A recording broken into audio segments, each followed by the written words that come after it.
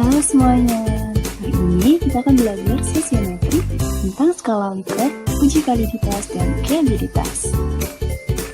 Memangnya skala Likert itu apa sih? Jadi, skala Likert merupakan metode skala bipolar yang mengukur semua bentuk tanggapan, baik positif maupun negatif, terhadap suatu pernyataan. Nah, umumnya di dalam skala Likert ini disediakan 5 pilihan jawaban seperti sangat tidak setuju, netral, setuju, dan sangat setuju. Terus kalau uji validitas dan reliabilitas itu apa? Uji validitas merupakan uji yang digunakan untuk menguji kemampuan suatu instrumen penelitian yang umumnya berupa kuesioner dalam mengukur apa yang seharusnya diukur yang berkaitan dengan penelitian. Nah, sedangkan uji reliabilitas itu merupakan uji yang digunakan untuk menguji konsistensi dan ketelitian instrumen penelitian ketika digunakan dalam proses pengukuran. Selanjutnya, kita akan membahas mengenai langkah-langkah dalam melakukan uji validitas instrumen dengan skala Likert ya teman-teman.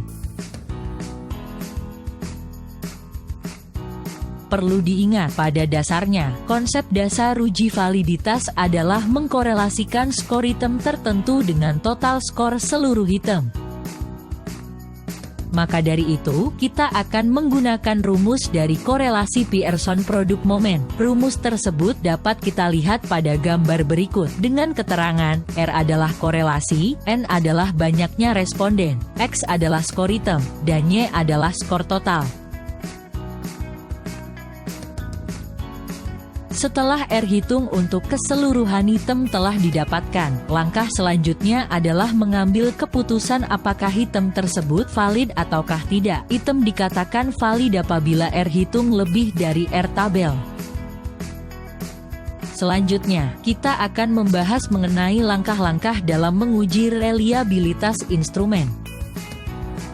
Konsep dasar dari reliabilitas adalah mengukur kekonsistenan dan ketelitian instrumen penelitian ketika digunakan dalam proses pengukuran. Dengan kalimat lain, kita akan menguji instrumen tersebut ketika pengukuran dilakukan beberapa kali. Apakah instrumen tersebut memberikan hasil yang sama? Pada video kali ini, statistik uji yang digunakan untuk mengukur reliabilitas instrumen adalah uji Cronbach. Statistik uji Cronbach alpha dapat dilihat pada gambar di bawah ini, dengan keterangan, K adalah banyaknya item dalam instrumen, sigma J kuadrat adalah varians item ke J, dan sigma T kuadrat adalah varians total. Perlu diketahui, koefisien Cronbach memiliki nilai antara 0 sampai 1. Suatu kelompok item akan reliable untuk mengukur suatu fenomena apabila memiliki nilai alfa lebih dari sama dengan 0,8. Akan tetapi, ada juga pendapat yang menyatakan bahwa nilai alfa lebih dari sama dengan 0,56 juga sudah dapat dikatakan reliable. Berikut ini adalah rentang nilai koefisien Cronbach alpha untuk pengambilan keputusan.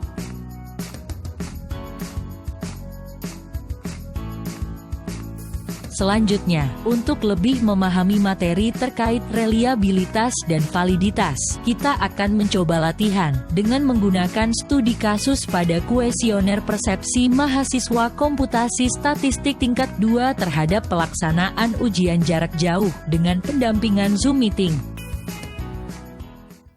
Selanjutnya adalah pengerjaan uji validitas pada skala Likert. Ada 4 variabel pada contoh ini, yaitu variabel sarana prasarana, teknis ujian, kesiapan ujian, dan variabel persepsi. Dalam setiap item pertanyaan, terdapat 5 pilihan dengan skor 1 untuk sangat tidak setuju, skor 2 tidak setuju, skor 3 netral, skor 4 setuju, dan skor 5 sangat setuju. Uji validitas dilakukan untuk setiap variabel. Pertama, kita harus menjumlahkan seluruh jawaban pada setiap responden. Kita jumlahkan jawaban dari item pertanyaan 1 hingga item 8. Uji validitas menggunakan rumus korelasi persen. Di Excel, kita bisa menggunakan rumus sama dengan persen, dengan X adalah jawaban-jawaban pada item 1, dan Y adalah total keseluruhan jawaban setiap responden. Hasilnya akan terlihat seperti berikut. Hasil ini akan kita bandingkan dengan tabel titik kritis R yang alfanya 5% dan derajat bebasnya 35. Maka titik kritisnya adalah 0,3246. Jadi, item pernyataan yang tidak valid adalah 1, 5, dan 8, sedangkan yang valid adalah 2, 3, 4, 6, dan 7. Untuk variabel teknis ujian, uji validitasnya sama seperti tadi. Kita jumlahkan keseluruhan jawaban setiap responden. Kemudian, hitung korelasinya dengan X adalah jawaban-jawaban pada setiap item, dan Y adalah total seluruh jawaban pada tiap responden tadi. Korelasi ini dilakukan untuk semua item pernyataan pada variabel ini. Dan kita bandingkan dengan titik kritis R, yaitu 0,3246. Jadi, pernyataan yang tidak valid adalah 1, 2, 3, dan 4, dan pernyataan yang valid adalah 5, 6, 7, 8, dan 9. Yang mau diuji selanjutnya adalah variabel kesiapan ujian. Variabel kesiapan ujian ada 4 item pernyataan. Sama seperti tadi, kita totalkan seluruh jawaban untuk setiap responden. Setelah itu, cari korelasinya dengan X item pernyataan dan Y total jawaban responden. Cari korelasi untuk 3 item pernyataan lainnya. Bandingkan dengan titik kritis R 0,3246 dan didapat hasil semuanya valid. Variabel terakhir adalah variabel persepsi yang mempunyai 8 item pernyataan. Totalkan terlebih dahulu seluruh jawaban pada tiap responden. Cari korelasinya seperti tadi dengan X item pernyataan dan Y totalnya. Bandingkan dengan titik kritis R 0,3246 dan didapat semua hasilnya valid. Jadi, dapat disimpulkan bahwa variabel yang semua item pernyataannya valid adalah variabel kesiapan ujian dan persepsi. Selanjutnya, uji reliabilitas instrumen. Uji reliabilitas instrumen ini digunakan untuk mengukur konsistensi dan ketelitian instrumen penelitian. Untuk menguji reliabilitas instrumen, di sini kami menggunakan uji Cronbach alpha. Untuk variabel kuesioner pertama, yaitu sarana dan prasarana. Langkah-langkah untuk mencari nilai Cronbach sebagai berikut. Menghitung varian J, yaitu jumlah dari kuadrat kolom per item dikurang kuadrat jumlah kolom per item bagi jumlah responden per jumlah responden dengan menjumlahkan varian J per item, maka diperoleh jumlah varian J sebesar 8,302411.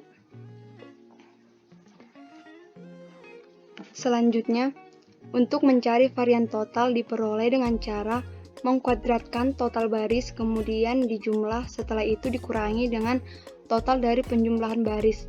Setelah diperoleh jumlah varian J, varian total, dan K, maka kita dapat mencari nilai Cronbach dengan rumus K per K kurang 1 dikali 1 dikurang jumlah varian J per varian total, maka diperoleh hasil 0,282611.